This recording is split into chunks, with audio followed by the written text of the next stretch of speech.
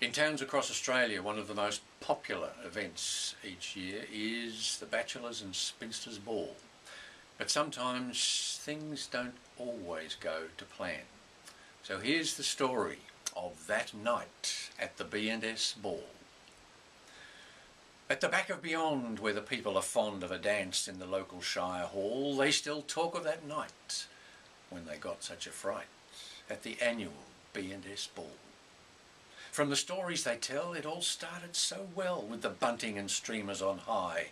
They were young, they were keen, and they couldn't have seen how the party would soon go awry. They were dressed to the nines, had some mighty fine wines and a number of kegs full of beer. There was plenty to eat and a band with a beat. So they laughed and they danced, full of cheer. Then a bunch of the boys made a hell of a noise with their utes to see whose was the best. But Mad Mick lost control when he hit a great hole and demolished a jumper ant's nest. Now those ants went berserk and they all got to work on the nearest warm bodies they found. They invaded the hall, and although very small, the effect that they had was profound. When there's ants in your pants, it's a crazy old dance that you do to get rid of the pain, for it's real rock and roll, and there's only one goal: to ensure you're not bitten again. But when something that bites is let loose in your tights, then mere leaping and dancing won't do. You can wriggle and slap, but they'll still find a gap and a fresh bit of skin they can chew. You go out of your mind when you can't seem to find where those little black devils have gone. You don't care who might scoff. You start stripping things off. They can hide where the sun never shone.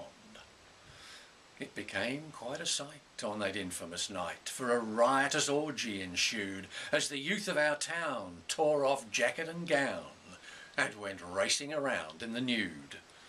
They cavorted and leapt while the band vainly kept on attempting to play right along.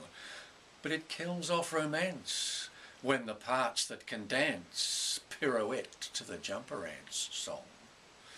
So to go with the sting there was plenty of swing, although not of the musical kind, and the flesh on display was a cause of dismay that left many a friendship behind.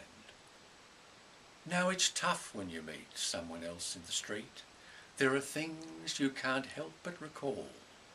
No one knows where to look with what jiggled and shook on that night at the B&S Ball.